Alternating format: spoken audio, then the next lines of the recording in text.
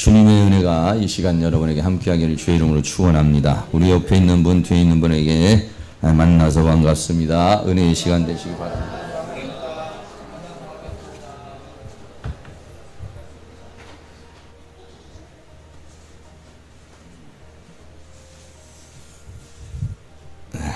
오늘은 히브리서 9장에 있는 말씀 가운데 땅에 속한 성막과 하늘에 속한 성막이라는 이런 주제로 하나님 말씀을 나누려고 합니다. 여러분이 많이 더워서 좀 힘드시겠지만은 많이 더울수록 회개를 많이 해야 합니다.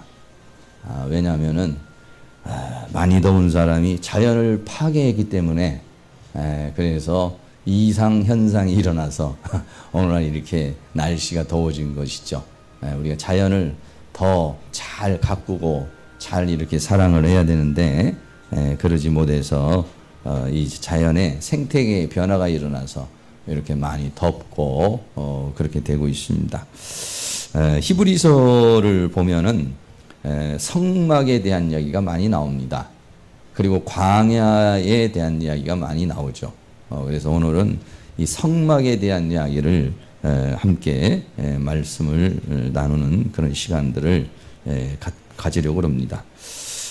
이스라엘 백성들이 애굽에서 나왔습니다. 그래서 광야에서 이제 가나안을 향해서 가는데 하나님께서 먼저 시내산에서 이제 이스라엘 백성들이 어떻게 살아야 될 것인가 하는 거에 대한 법을 주시고 그리고 하나님께서 성막을 지을 것을 이렇게 말씀을 하셨습니다.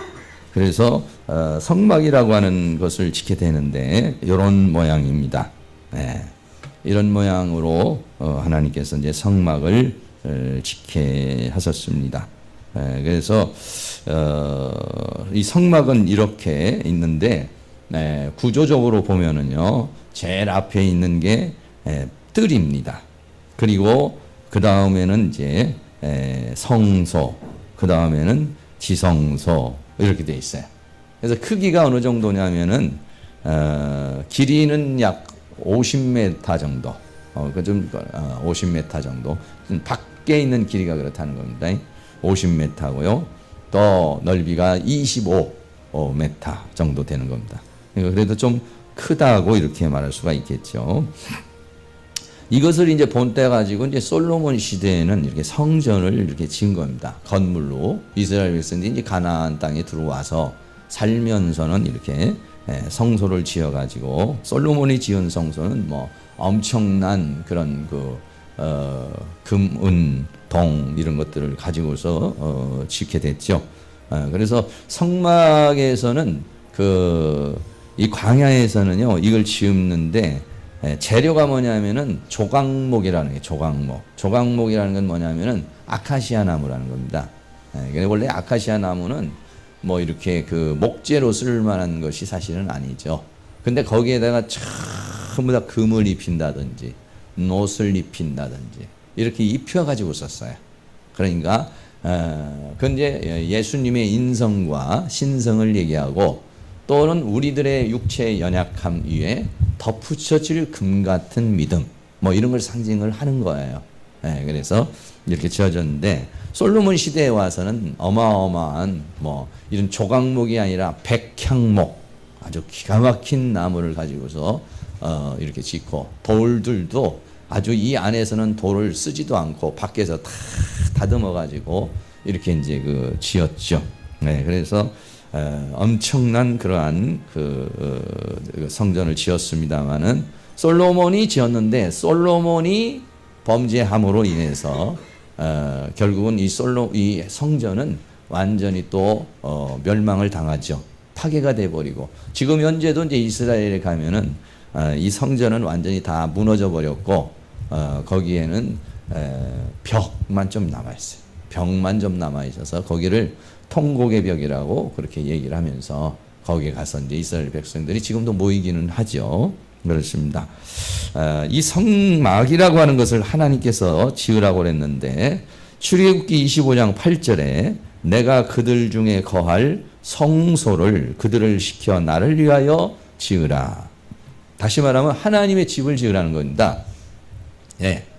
그런데 이스라엘 백성들도 광야를 옮겨 다니니까 텐트 같은 걸 치는 거고, 하나님의 집도 이게 전부 다 옮길 수 있도록, 모든 기구들이 다 들 수 있도록 궤를 다 이렇게 만들었어요.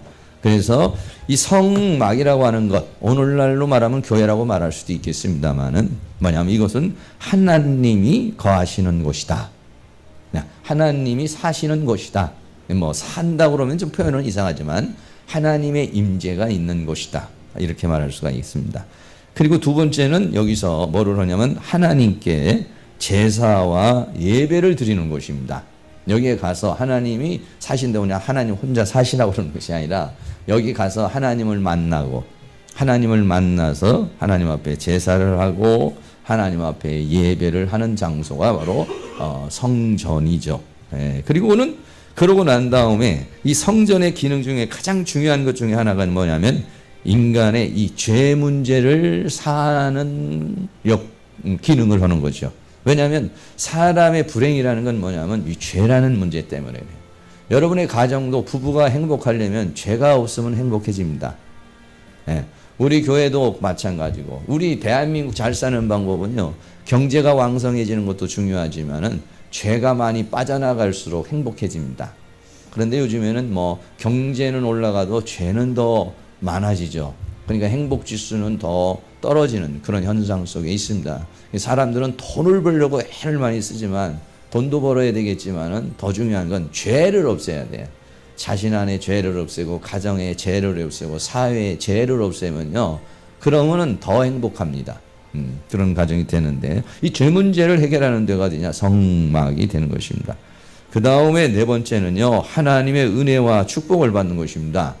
죄 문제만 해결하는 게 아니라 하나님의 은혜를 받고 하나님의 축복을 받고 이렇게 하는 거죠. 오늘도 여러분들이 이 곳에 오신 목적 중에 하나가 뭐냐면, 우리가 어느 곳에서든지 하나님과 관계를 가질 수 있지만, 그러나 여기를 통해서 특별히 우리가 이 구별을 했어요. 그래서 예배를 드림으로 우리는 하나님과 예배를 드리고, 그러면서 우리는 한 주간에 지은 죄를 회개를 하고, 또 하나님으로부터 새로운 말씀을 받고 은혜를 받아가지고, 그리고 새 힘을 받아서 또 세상에 나가서 이제 이렇게 살게 되는 것이죠. 그래서 이스라엘 민족이 이제 어떻게 이 성막을 지은 다음에는요, 이런 형태입니다. 가운데에 이 50m에 25m가 되는 성막을 딱 쳤습니다. 어떻게 보면 하나님 집이 제일 커요. 그 다음에 이제 동서남북으로 돌아가면서 이스라엘 백성들이 이제 진을 치는 겁니다. 아무데나 칠 수 있는 것이 아니에요. 동쪽으로 가야 될 사람이고, 서쪽으로 가야 될 사람이고, 남쪽으로 가야 될 사람이고, 북쪽으로 가야 될 사람이 있어요. 그래서 이렇게 쳤습니다. 동쪽에는 이렇게 지파가 있어요. 여기서 유다 지파, 이사갈 지파, 스불룬 지파. 그리고 또 남쪽에는 갓 지파, 시몬 지파, 레위 지파, 루벤 지파. 또 서쪽에는 에브라임 지파, 므낫세 지파, 베냐민 지파. 북쪽에는 단 지파, 아셀 지파, 납달리 지파. 이렇게 이스라엘 지파가 12지파니까 3지파씩 나눴습니다. 그래가지고 그 뒤로 성막을 중심으로 해가지고 이제 하죠. 근데 이제 이 성막 안에 성막이 있으면은 그 성막 가운데 옆으로 사방으로는 레위 지파가 또 진을 치게 돼 있어요. 레위 지파가 이제 진을 치고, 그 다음에 그러니까는 성막이 성 안에 성소가 있고, 그 다음에 울타리를 했고, 그 다음에 레위 지파가 진을 치고, 그 다음에 일반 백성들이 진을 쳤습니다. 그러니까 이렇게 진을 치니까, 이렇게 진을 치면은 밤에도 이게 보여요. 왜냐하면 밤에는 이게 이 성소에서 이 불꽃이 올라갑니다. 성소에서 하나님이 거기에 임재한다는 사인으로 낮에는 구름 기둥으로 성소에 이게 나타났습니다. 밤에는 불 기둥이 치솟아요. 그러니까는 센터가 되는 거죠. 정 센터가 돼가지고 밤에는 불 기둥이 있어요. 그래 뭐 어디 다른 데 갔다가도 벌써 불 기둥이 이렇게 있으니까 사람들이 그것을 보고서 이제 자기 진을 찾을 수도 있고 이렇게 된 것이죠. 그래서 이스라엘 모든 백성들은 이렇게 하나님 중심, 성전 중심입니다. 성전을 가운데다가 두고서 이 지파들은 이렇게 있어요. 그러니까 옛날에는 뭐 동네 교회가 있으면 이렇게 동네 사람들이 이렇게 모여서 예배를 드리지요. 요즘에는 뭐 이제 교통수단이 뭐 좋으니까 또 뭐 여기 있는 사람이 인천에 가기도 하고 뭐 부산에 있는 사람이 서울로 오기도 하고 뭐 이렇게 하지만은 좀 가까울수록 아마 좋죠. 왜냐면 가까이 좀 와서 기도도 하고 예배도 하고 이렇게 하면 좋죠. 그래서 하나님께서 왜 이렇게 성막을 가운데다 지켜야 하고 이스라엘 백성들을 그 성전 주위에 이렇게 살게 했느냐 하면요.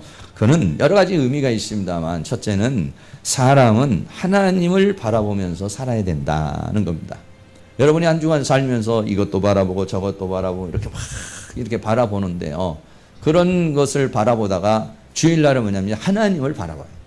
또 기도할 때 하나님을 바라보고 말씀을 볼 때 하나님을 바라보고 하나님을 중심으로 살아내는 삶의 중심이 하나님 중심, 교회 중심으로 이렇게 살아야 된다는 것입니다.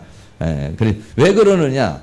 인간에 필요한 모든 것이 하나님으로부터 공급되기 때문에 그렇습니다. 하나님을 바라보고 하나님 중심으로 교회 중심으로 있어야 되는 건 뭐냐면 하나님은 이 모든 천지에 계시지만은 그 성막을 통해서 임재하셨습니다. 우리도 마찬가지죠. 우리가 여기서 여러 많은 건물도 있지만 이렇게 예배하는 이 장소를 통해서 하나님은 임재를 하시는 겁니다. 그렇기 때문에 그러면은 인간의 모든 필요한 것들이 하나님으로 공급되기 때문에 삶의 중심이 하나님 중심, 교회 중심이어야 된다는 거죠. 그리고 이제 하나님께서는 불기둥으로 밤에는 지켜주시고 또 추우니까는 그 불빛이 쫙 이렇게 퍼져서 좀 따뜻하게도 해주시고 또 낮에는 위에 구름이 쭉 올라와서 구름을 쫙 만들어내니까 그러니까 이제 좀 그늘이 되는 겁니다.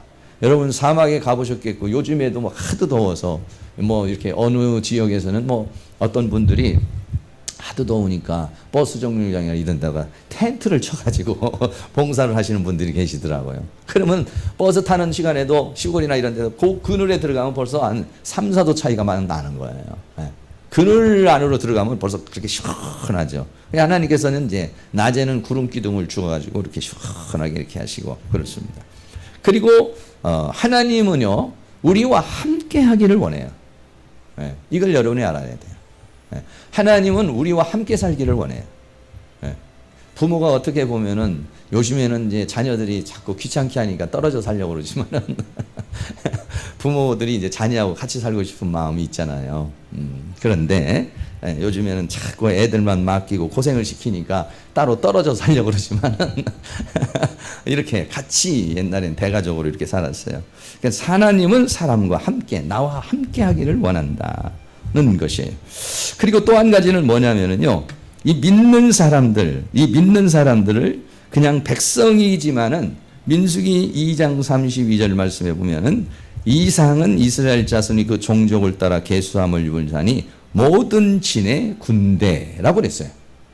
이 백성들인데 이 사람들은 군대입니다. 이건 군인이에요. 이거는 이스라엘 사람들은 숫자적으로도 적고 지금도 역시 마찬가지예요. 이스라엘 민족은 그냥 다 이 백성이면서 군인입니다. 일반 시민이면서 군인이에요. 여자든 남자든 다 그렇습니다. 그래서 그때 당시에 총계를 내니까 60만 3,550명이었어요. 누가? 이 이스라엘 백성들 중에 20세 이상에 있는 사람들이 60만 3,500이니까 한 60만 명 정도가 이제 되는 거죠. 이 60만 명 정도의 사람들이 여기에서 이제 진을 치면서 이렇게 살았어요. 그러니까 여러분들도 그래서 다니엘도 그렇잖아요. 다니엘이 보면은 포로로 잡혀가서도 예루살렘을 향해서 문을 열어놓고 하나님 앞에 기도를 하루 3번씩 하잖아요. 그런 거와 마찬가지로 여러분들도 이제 그렇게 우리는 믿는 자는 백성이면서도 군대. 지금 군대는 뭐 나가서 전투하는 군대가 아니라 뭐냐면 하나님 나라를 건설하기 위한 십자가의 군병입니다.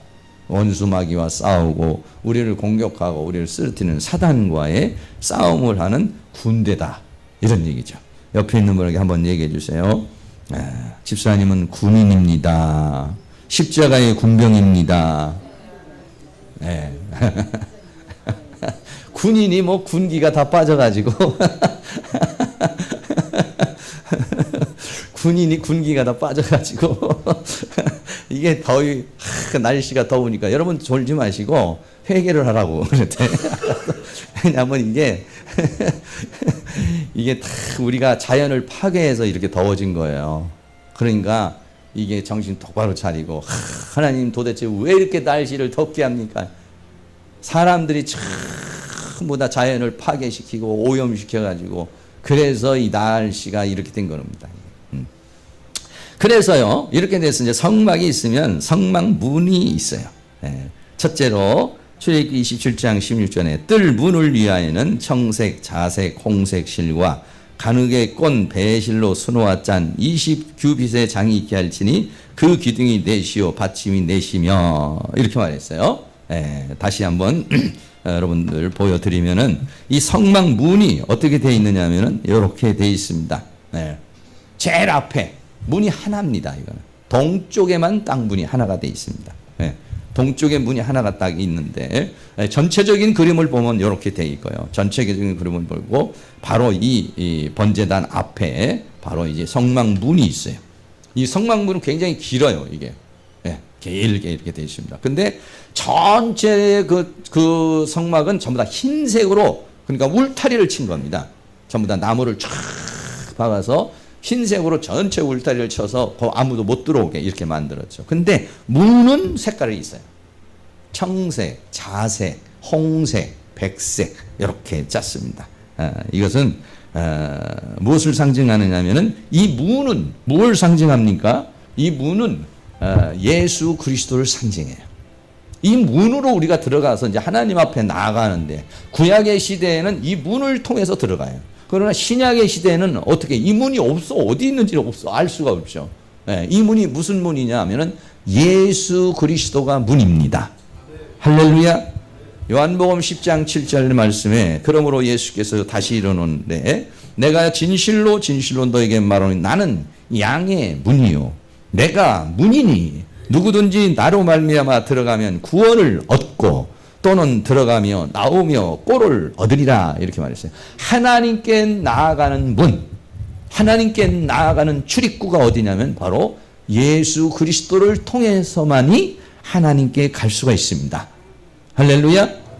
요한복음 14장 6절 말씀에 예수께서 가라사대 내가 곧 길이요.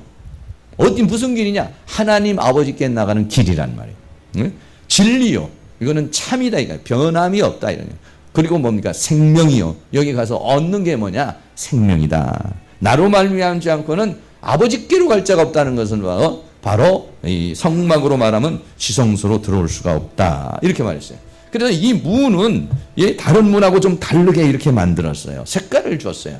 그래서 청색. 청색은 뭘 말하느냐? 생명이신 예수 그리스도를 말합니다. 자색이 있어요. 자색은 뭐냐? 왕이신 예수님을 말하는 것이에요. 홍색이 있어요. 홍색은 뭐냐? 고난받으신 예수 그리스도를 말해요. 그리고 백색은 뭐냐? 그 고난을 통해서 부활하신 예수님을 가리켜서 말하고 있어요. 할렐루야. 참, 예수님은요, 기가 막혀요. 하여간 예수님은 아닌 게 없어. 이 성막이 이렇게 있잖아요. 성막이 있는데 이 성막 자체가 성막 이 자체가 예수님으로 해석이 될 수가 있어요. 왜 그러냐? 예수님이 본인을 가리켜서 내가 성전이다 이렇게 말했습니다. 결국 이 성막에서 뭐를 하는 겁니까? 죄사함 받고 은혜 받아서 하나님 만나러 들어가고 천국을 들어가는 것이 바로 이 성막의 기능이에요. 근데 하늘에 속한 성막, 예수님은 어떤 예수님이? 이 예수님은 이 성막의 기능을 다 하신단 말이에요. 할렐루야. 그래서 이 성막은 뭡니까? 모형입니다. 성막은 뭐냐? 그림자입니다. 예수님은 누굽니까? 실제인 것입니다. 할렐루야. 예, 그렇습니다. 그렇기 때문에 어떻습니까? 여러분들이 예수 그리스도를 인격적으로 만나는 게 굉장히 그래서 중요한 그런 부분이 되는 것이다. 이런 얘기죠. 문이 어디냐? 어디 문으로 찾아갈겠어요? 천국문 어떻게 찾았겠습니까, 여러분들이? 저 이스라엘로 가서 천국문 찾겠습니까? 중동으로 가서 성국문 찾겠습니까? 아니요. 지금은요. 성전도 없어요. 무너져 버렸습니다. 어떻게 이 문을 찾습니까? 예수 그리스도가 길이요 진리요 생명이요. 할렐루야. 그렇습니다. 예. 이 문이 누구냐? 예수님이라는 것입니다. 두 번째입니다. 문을 열고 안으로 들어가면 뭐가 있냐면 번제단이라는 게 있습니다. 출애굽기 27장 1절에 너는 조각목으로 장이 5규빗 광이 5규빗에 단을 만들되 네모 반듯하게 하며 이렇게 말씀했습니다. 이거는 뭐냐? 번제단은 이렇게 만들라는 겁니다. 네모 반듯하게. 근데 이거는 커요. 좀 어느 정도 크냐면은 송아지 한 마리가 이 안으로 충분히 들어갈 수 있는 정도예요. 한 2m가 넘습니다. 그러니까 왜냐하면은 여기는 번제단은 짐승을 태워서 죽이는 곳입니다. 그렇기 때문에 이렇게 만들어졌죠. 네. 그래서 밑에는 철판 같은 게 있어요. 그럼 밑에서 이게 우리가 보면 죄송합니다만 불고기 집에 가면은 밑에서 이렇게 가스가 나오고 위에 철판 같은 게 있어서 위에다가 고기를 굽잖아요. 그런 형태입니다.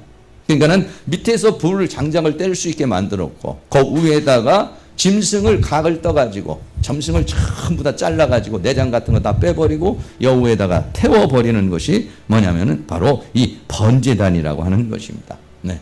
이 죄를 지은 사람은 자기가 양을 한 마리 끌고 온다든지 소를 한 마리 끌고 와요. 끌고 오면은 어떻게 합니까? 그 제사장 앞에 와가지고 그 양에다가 자기 죄를 다 전가를 합니다. 네. 내가 이런 죄를 짓고 내가 이런 죄를 짓고 내가 이런 죄를 졌는데 이런 모든 죄를 이 양에다가 다 전가시킵니다.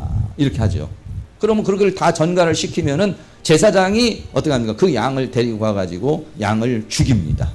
양을 죽여서 각을 다 떠가지고 번제단에다가 이 양을 태웁니다. 그럼 태워서 죽으면 그때 뭐가 되느냐? 죄를 사함을 받게 되는 것이에요.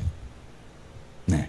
이 번제단에 태워지는 이 짐승, 번제단에 채워지는 이 제물이 누가 하느냐? 예수님께서. 신약의 시대에 와서는 예수님이 나를 위해서 대신 죽으시는 거죠. 할렐루야. 에베소서 1장 17절 말씀에 우리가 그리스도 안에서 그의 은혜의 풍성함을 따라 그의 피로 말미암아 구속 곧 죄사함을 받았다. 이렇게 말하고 있어요. 그러니까 예수님께서 그 번제단에 죽는 것은 예수님이 십자가에 못 박혀 죽으시는 겁니다. 예수님이 죽으심으로 말미암아서 어떻게 됐어요? 우리가 그 예수 그리스도의 십자가의 보혈로 예수님이 왜 죽으셨냐? 내 대신 형벌을 받은 겁니다.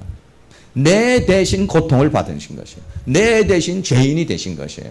그래서 내가 그거를 믿으면 나는 그 죄에서 해방을 받는 것입니다. 할렐루야. 그렇습니다. 그렇게 되면은 이제 우리도 예수 그리스도를 통해서 그렇게 죄사함을 받았어요. 그래서 우리가 이제 죄에서 자유를 얻고 그렇게 살아가면은 나중에는 어떻게 되느냐? 신앙이 이제 성숙해지고 히브리서에 말한 대로 장성한 분량까지 이르가면은 자기도 다른 사람을 위해서 죽어줄 줄 아는 사람이 되는 거예요. 할렐루야. 예, 그런 단계까지 갈 수 있기를 바랍니다. 예, 그거를 로마서 12장 1절에 그러므로 형제들아 내가 하나님의 모든 자비하심으로 너희를 권하노니 너희 몸을 하나님이 기뻐하시는 거룩한 산 제사 산 제물로 드리라. 이는 너희의 드릴 영적 예배니라. 이렇게 말씀했어요.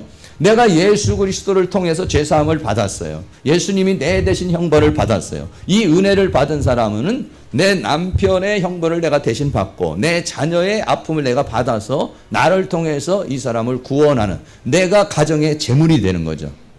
네. 할렐루야. 그런 성수까지. 어우, 저물이 되면 왜 나는 그런 거 싫어요. 여러분이 그러시겠지만은 나중에는 자기 자신을 주님, 우리 가정을 살리는데 나를 사용하시옵소서. 우리 교회를 살리는데 나를 사용하여 주옵소서. 나를 거룩한 산 제물로 하나님 앞에 드립니다.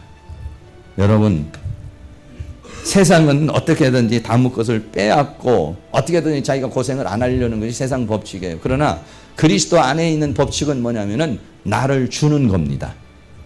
여러분, 세상 사람들은 사랑을 받으려고 합니다. 그러나 그리스도 안에 있는 사람은 사랑을 주려는 것입니다. 받는 사람이 행복한 것 같지만은 주는 사람이 훨씬 더 행복합니다. 여러분들은 줄 수 있는, 준다는 건 뭡니까? 하나님으로부터 받아서 하나님으로부터 은혜도 받고 사랑도 받고 축복도 받고 하나님으로부터 모든 거 받아가지고 다른 사람에게 줄 수 있는 그런 사람 될 수 있기를 축복합니다. 세 번째는요, 물두멍이라는 게 있습니다. 출애굽기 30장 18절에 너는 물두멍을 노수로 만들고 그 받침도 노수로 만들어 씻게 하되 그것을 해막과 단 사이에 두고 그 속에서 물을 담아서 아론과 그 아들들이 그 두멍에서 수족을 씻되, 이렇게 말했어요. 이 물두멍은 이렇게 생겼습니다. 네, 물두멍이 많하게 있습니다. 번제전 다음에. 왜 그러냐면 여기는요, 전부 다 밑에 땅이 전부 다 사막입니다. 이게 지금. 네, 사막지대입니다. 거의가 다. 그렇기 때문에 제사장들이 맨발로 여기 다니기도 하고 그렇습니다.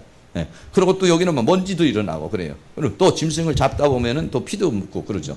그러면 여기서 제사장이 성소에 들어가기 전에, 네, 성소에 들어가기 전에 여기에서 깨끗이 씻는 거, 이것을 가리켜서 말하는 것이죠. 네, 그렇습니다. 요한복음 13장 4절 말씀에 보면 예수님께서 십자가에 달리시기 전에 제자들의 발을 씻기는 장면이 나옵니다. 네. 요한복음에서만 나오는 13장 5절에 이에 대야에 물을 담아 제자들의 발을 씻기시며 그 두르신 수건으로 씻기를 시작하더라 그랬어요.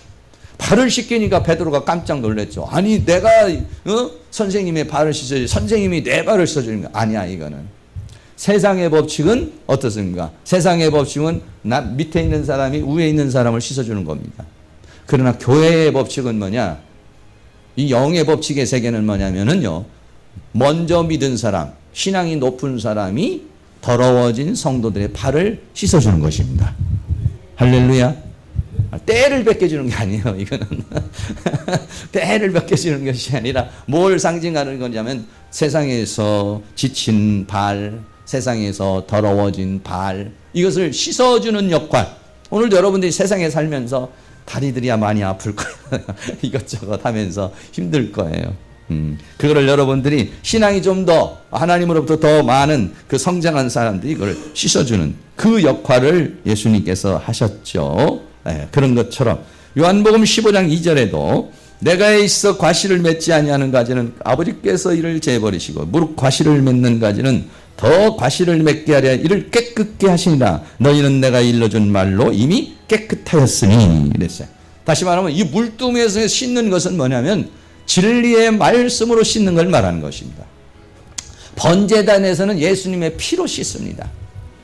또 물두멍에서는 뭐냐? 진리의 말씀을 주시는 예수님의 말씀을 통해서 내가 일러준 말로 이미 깨끗하였으니 라고 주님이 포도나무와 가지를 비유를 들어서 말씀하신데, 예수님은 누구십니까? 태초의 말씀이십니다. 이 말씀으로 씻는 것을 가리켜서 말하고 있는 것입니다. 그렇게 하고 난 다음에 피로 씻고 말씀으로 씻고 피로 씻고 말씀으로 씻어야만이 성소에 들어갈 수가 있어요. 성소에 이 과정을 거치지 않으면 성소에 들어갈 수가 없습니다. 그럼 들어가면 제사장이라도 죽습니다. 그러면은 성소가 있는데 이 성소를 들어가려고 그러면은요, 이렇게 생겼습니다. 성소는 완전히 밀봉이 되어 있어요. 천으로 4가지로 되어 있습니다. 제일 첫 번에 있는 것은 뭐냐면 여러분 집에 가면 카페트 있죠. 카페트 같이 생긴 걸로 해서 그 카페트에다가 전부 다 천사들이 그려져 있습니다. 그룹들이 천사들이 그려졌어요. 제일 밑에다가 천사들이 있으니까 밑에서 바로 볼 때는 성막 안에서 보면 그게 쫙 이렇게 쳐져 있는 겁니다. 네.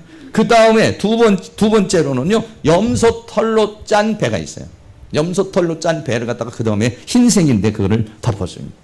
그리고 세 번째는요, 여기에서 짐승을 잡아서 죽인 그 짐승의 가죽들을 다 연결해가지고 거기에다가 빨간 십자가의 보혈을 상징하는 빨간 물을 들여가지고 그 위에다가 덮었어요.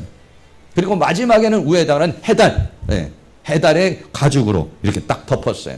그러니까는 완전 밀봉이 되는 것이죠. 네. 완전 밀봉이 돼가지고, 그래서 밀봉이 된 그 안에는요, 이렇게 3가지가 있어요. 3가지가 있는데, 하나는 진설병상이라는 게 하나 있고, 그 다음에는 등대라는 것이 있고, 그 다음에는 분향단이라는 것이 이렇게 3가지가 그 안에 있어요.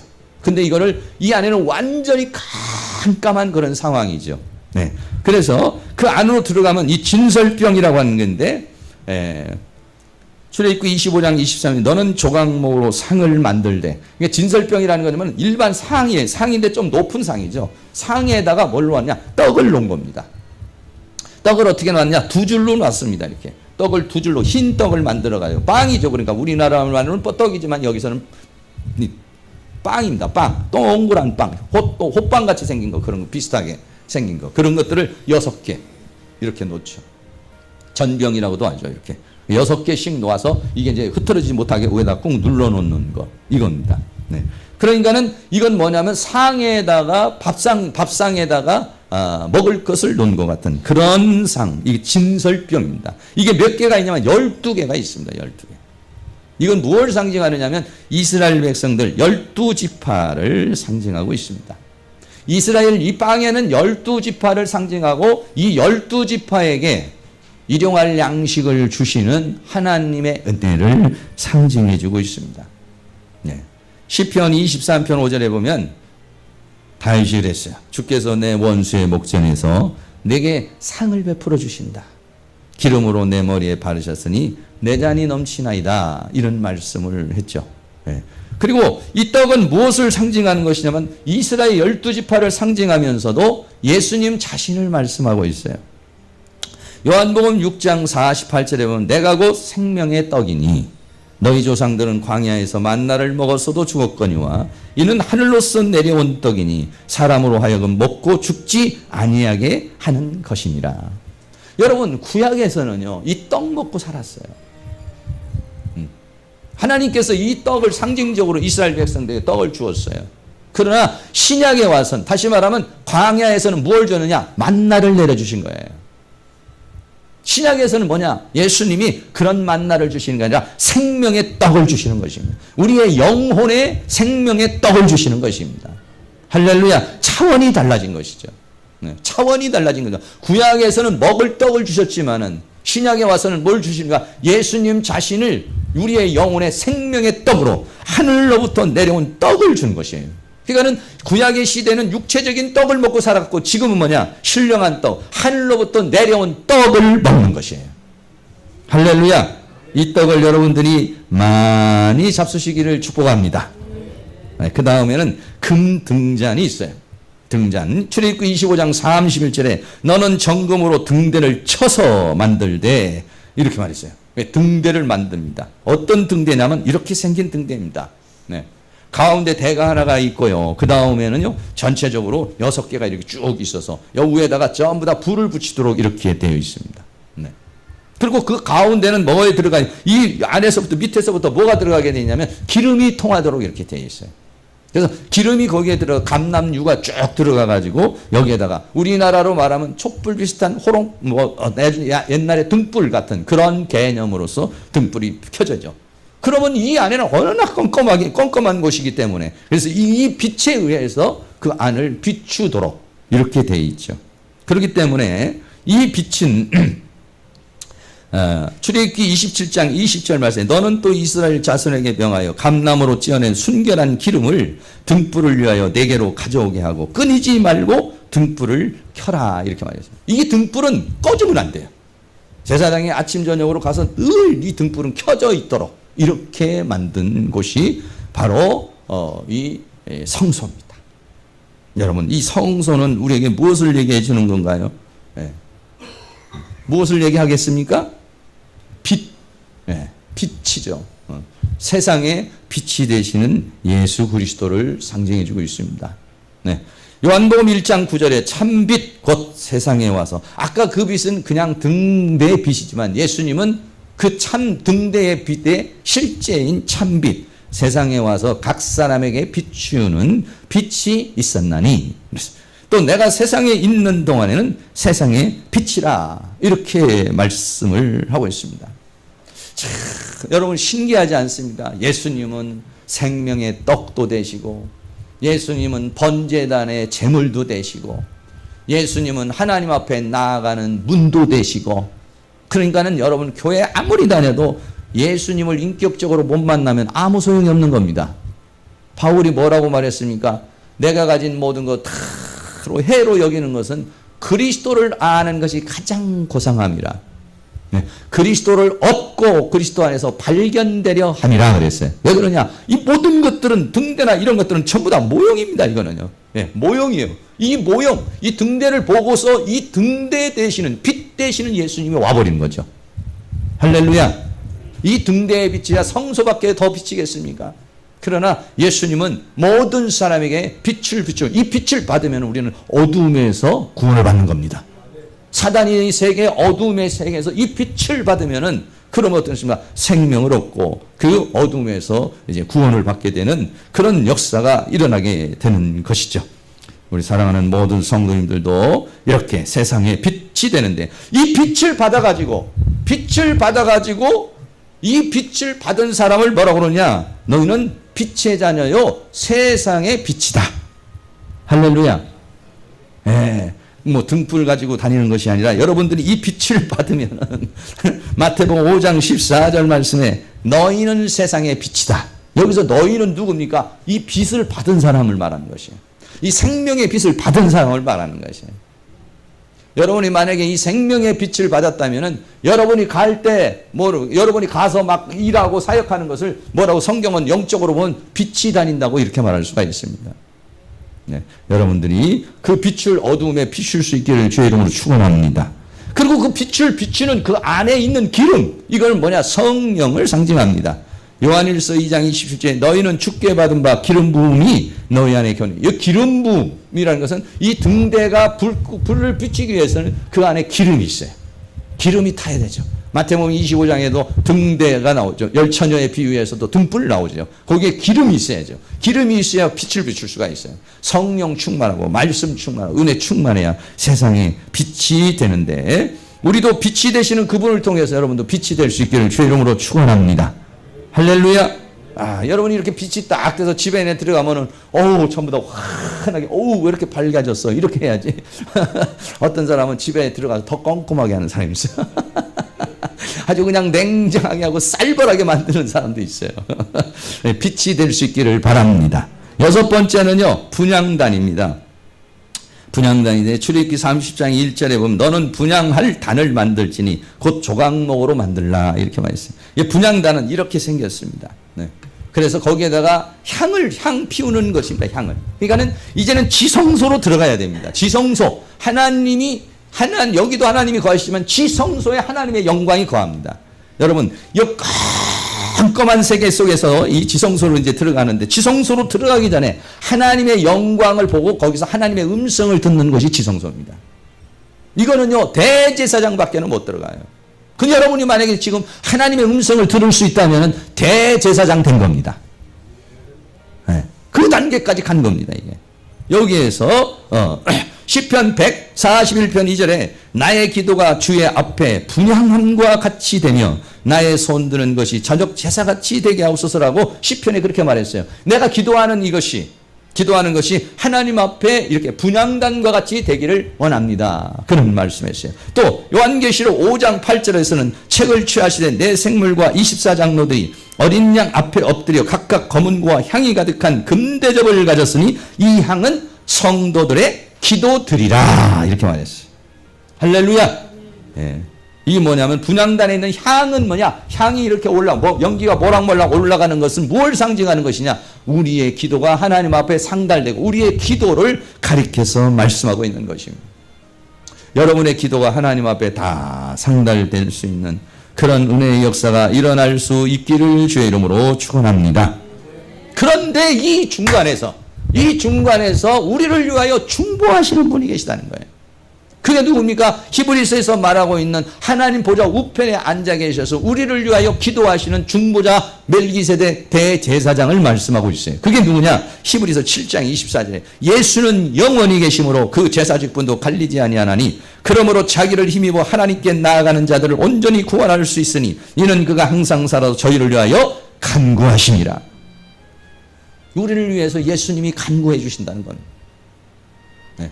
어디에서? 내가 그 앞에서도 기도도 하지만은 이 분향단이 누구냐? 예수님을 상징하고 있다는 말이에요.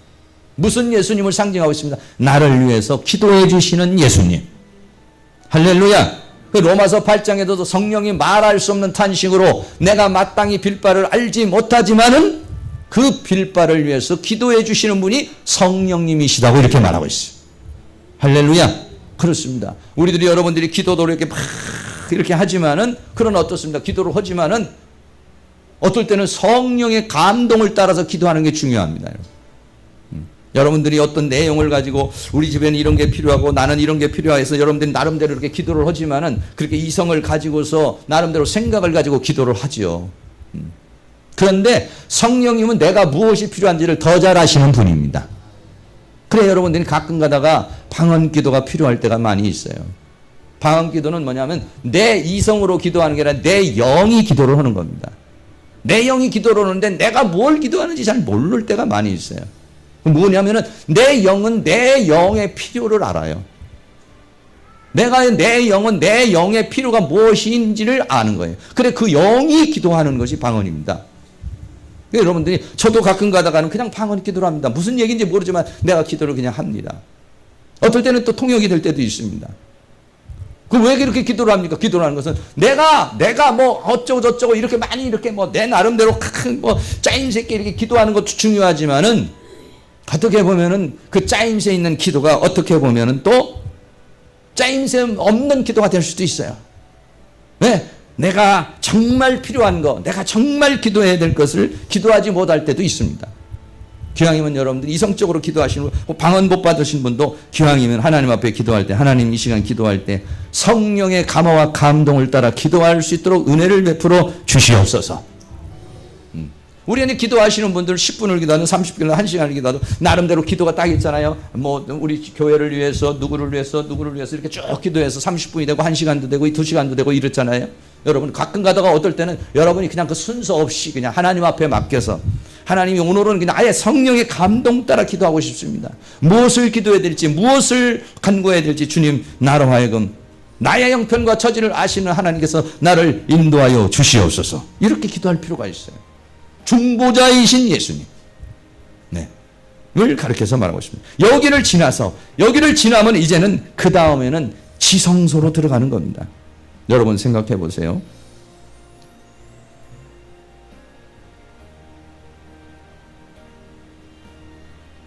이렇게 아주 네 가지의 천으로 딱 묶어놨고, 그래 이 성소에는 등대가 있으니까 보이죠. 지성소는 빛이라는 게 없습니다. 근데 그런데 빛이 있습니다. 거기에는 빛이라는 거 인위적인 빛은 없습니다.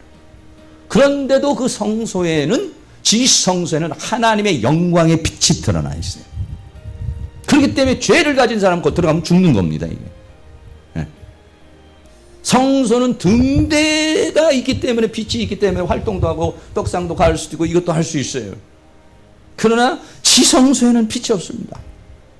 그러니까 여기는 들어가면 하나님의 영광의 빛이 딱 나와요. 할렐루야. 그렇습니다. 이 지성소 안으로 들어갑니다. 이 지성소 안으로 들어가면은 거기에는 이렇게 되어 있습니다. 그 안에는요 밑에 법궤가 있습니다. 법궤라고 하는 것은 뭐냐면 하나님의 법, 율법, 언약궤 이렇게 말합니다. 그 궤를 갖다가 거기 있어요. 그리고 그 위에 뚜껑을 뭐냐 속죄소라고 이렇게 해요. 그 뚜껑 위에 뭐냐면 천사를 둘을 이렇게 만들어 놨어요. 이거를 구루 천사라고 그렇게 말하고 있습니다. 네. 이렇게 된 대로 들어갑니다. 여기 들어가면 여기서 빛이 나오고 있습니다. 이거는 사람이 만든 빛이 아닙니다.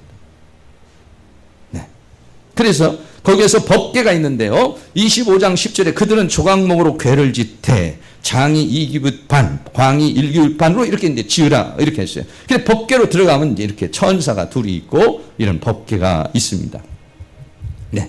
히브리서 9장 3절에도 또 둘째 휘장 뒤에 있는 장막을 지성소라 일컫나니 금향로와 사면으로 금으로 싼 언약궤가 있고 그 안에 만나를 담은 금항아리와 아론의 쌍난 지팡이와 언약궤와 비석들이 있다. 여기 들어가면은 세 가지가 담겨져 있어요. 뭐가 담겨져 있냐면요 돌판, 십계명이 반 있고 거기는 이스라엘 백성들이 먹었던 만나, 그리고 지팡이가 있는데 이 지팡이는요 마른 지팡이인데 싹이 난 아론의 쌍난 지팡이가 이 세 가지가 있습니다. 이 세 가지가 이 궤 안에 있어. 왜 이걸 담아놓냐? 이거는 뭐냐면 하나님께서 초자연적인 역사를 통해서 주신 것이에요. 의미가 다 있죠. 네. 여기에서는 다 세 가지 다 의미가 있는데요. 여기에서 있는 이 십계명은 뭐냐면 우리가 잘 아는 대로 돌판, 하나님의 말씀 우리에다가 새기겠다 이런 얘기고, 만나 항아리 이거는 하늘로부터 내려온 그 일용할 양식, 하나님의 생명의 떡을 가리켜서 말하는 거예요. 아론의 쌍난 지팡이는 뭐냐면 부활을 상징해서 주어진 것입니다. 이 세 가지가 이 안에 들어가 있어요. 네. 하나님의 임재를, 하나님의 영광을 거기 드러내주고 있는 거죠. 그리고 그 위에는 속죄소, 그 위에 속죄소가 있어요. 네. 속죄소가 있으면 어떻게 하냐면 짐승의 피를 가지고서 1년에 한 번만 그 피를 가지고 와서 한 번 더 여기다 뿌려야 돼요. 다른 때는 그냥 그 피를 갖다가 번제대에서는 뿌릴 수 있고 또 향에다가도 뿌릴 수 있지만은 1년에 한 번은 이 속죄소에 들어가 가지고 대제사장이 1년 동안 지은 모든 백성들의 죄를 이제 사하는 그러한 일을 하게 됩니다. 그래서 이 속죄소 위에 이 천사가 있는 그 속죄소 위에다가 피를 뿌리도록 되어 있어요. 그러면은 이게 1년에 딱 한 번 7월 10일 이건 대속죄일이라고 그래요. 그리고 그것이 끝나면 이스라엘 백성들이 이제 죄사함을 받는 것이. 이 마지막 피, 마지막 순간에도 하나님의 영광 속에 들어가는데 하나님의 영광의 마지막, 그러니까 여기는 하나님의 보좌 앞으로 나가는 겁니다.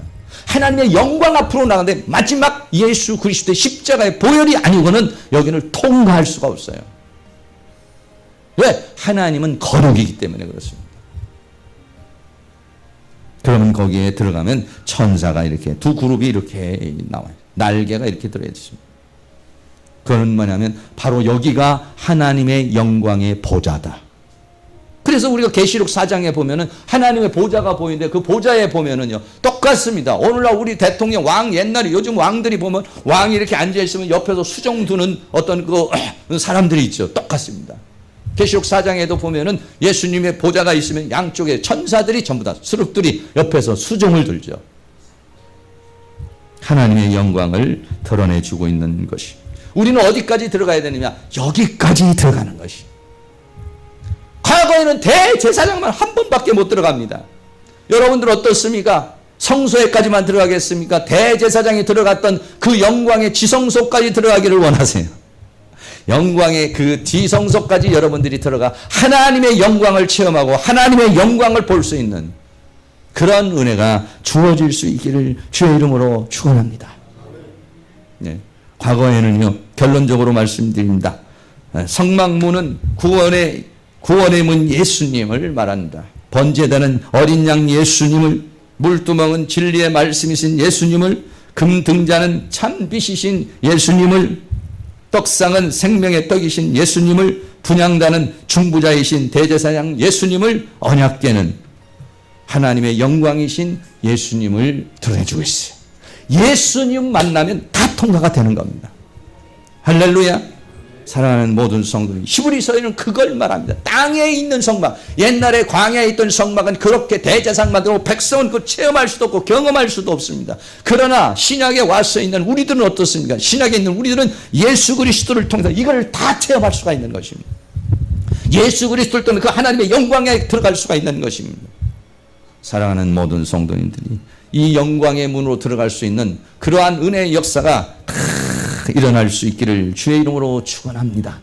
그래서 여러분들이 거친 세상 주님 은혜 가운데 승리할 수 있는 그런 역사 일어날 수 있기를 주의 이름으로 축원합니다. 찬양같이 한번 드리고 기도 한번 하도록 하겠습니다. 예수님 가신 길 골고다의 언덕길.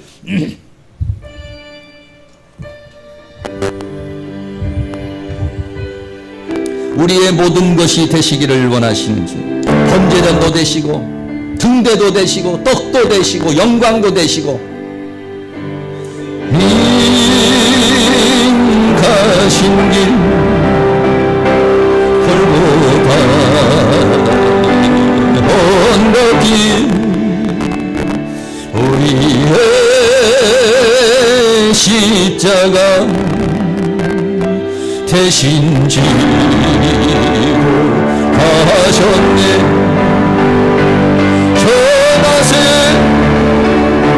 전하세 우리 구주 예수님 구원의 십자가 온 세상에 전하세 거칠고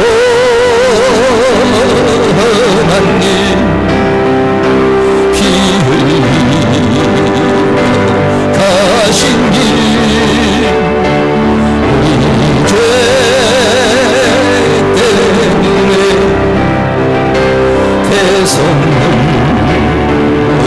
주셨네. 전하세 전하세 우리 구주 예수님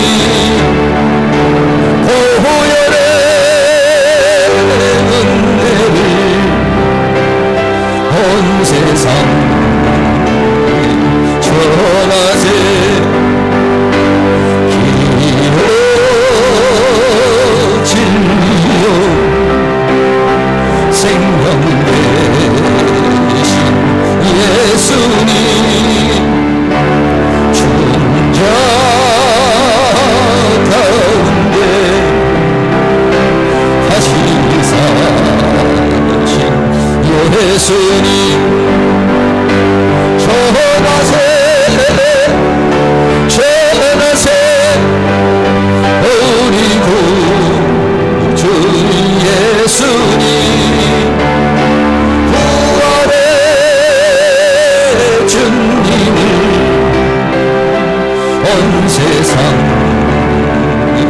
전하세. 주님의 은혜로 새 생명 얻었으니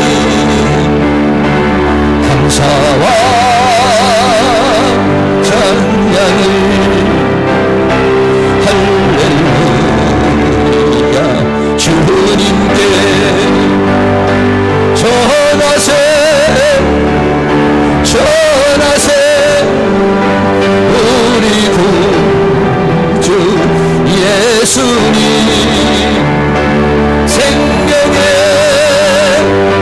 말씀을 온 세상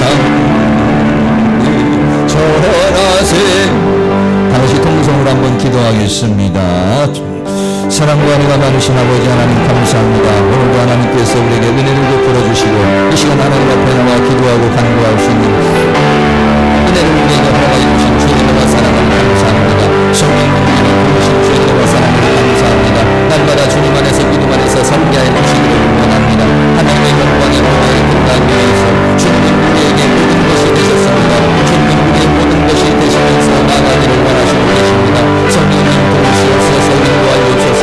구원의 문이신 예수님, 정의 되신 예수님, 진리의 말씀이신 예수님, 세상의 빛이신 예수님, 생명의 떡이신 예수님, 충분하이신 예수님, 하늘의 영광의 광채이신 예수님, 예수 예수 예수 우리의 생명이 되시고 우리의 능력이 되시고 우리의 모든 것이 되신 우리 아버지 하나님, 멜기세덱의 반차를 쫓아서 우리에게 오셔서 이 아버지 땅에 있는 성막으로 들어가지 않아도 영원한 영광의 세계로 하나님의 영광의 보좌에까지 우리를 이끌어 가시기를 원하시는 하나님 아버지, 우리는 주님의 은혜와 사랑 가운데 살게 하여 주시고 주의 성령 가운데 살게 하시고 오직 예수 주님 되시는 힘과 능력으로 살아가는 저희의 삶이 되시도록 도와주시기를 간절히 원합니다.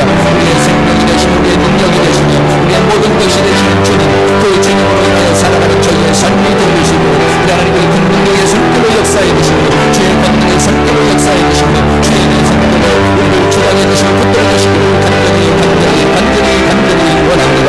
주님 도우시옵소서. 성령님 역사하여 주시며 주의 능력의 손길로 역사해 주시며 주의 권능의 손길로 인도하여 주시며 주의 손길로 우리를 주장해 주시고 붙들어 주시고 함께해 주시기를 간절히 원합니다. 주님 도우시고 인도하여 주시옵소서. 천하 인간에게 다른 이름을 주신 일이 없다고 그랬습니다. 문은 하나입니다. 동쪽에 있는 문, 주님이 문이라고 말했습니다. 우리의 구원의 문이 되시는 예수님, 우리의 재물이 되신 예수님, 진리의 말씀이 되신 예수님, 세상의 빛이 되신 예수님, 생명의 떡이 되시는 예수님, 나를 위한 중보자이신 예수님, 하나님의 영광의 광채이신 예수님, 이 예수님을 우리에게 주셨으니 우리는 이 예수님으로 살아갈 수 있는 그런 은혜의 역사가 있도록 도와주시기를 원합니다. 주님 안에서 나는 그리스도와 함께 죽고 그리스도와 함께 사는 자가 되어 이제는 내가 사는 것이 아니라 내 안에서 그리스도가 사는 것이 되기를 원합니다. 주님이 주시는 힘으로, 주님이 주시는 능력으로 살아갈 수 있기를 원합니다. 사랑하는 모든 성도님들, 생활 속에서 지치고 힘들어 주님을 부를 때에 주님이 손을 잡아 주시옵시고 힘을 더하여 주시며 능을 더하여 주셔서 이 죄와 사망의 세계, 세상과 사단의 세계를 이기며 살아가는 저희들의 삶이 되어지도록 주님 도와주시기를 원합니다. 영광의 세계, 하나님의 그 영광에까지 주님의 손을 붙잡고 주님의 은혜 속에서 도달할 수 있는 저희들이 되기를 간절히 원합니다. 천성을 향하여 가는 우리들의 모든 성도들의 발걸음, 하나님께서 힘을 주시고 능을 주시고 이김을 주시고 승리를 주셔서 우리 모두가 하나님의 영광에 이르를 수 있도록 주께서 도우시고 인도해 주시기를 원합니다. 이 모든 무더위를 이길 수 있게 하여 주시며 모든 환경과 여건을 이기게 하시고 승리하는 살아가는 모든 성도님들 될 수 있도록 주께서 함께하여 주시옵소서. 예수 그리스도의 이름으로 기도하옵나이다. 아멘. 우리 다 같이 일어나셔서 찬송가 27장 드립니다. 하나님의 영광의 보좌를 생각하면서 함께 찬양합니다.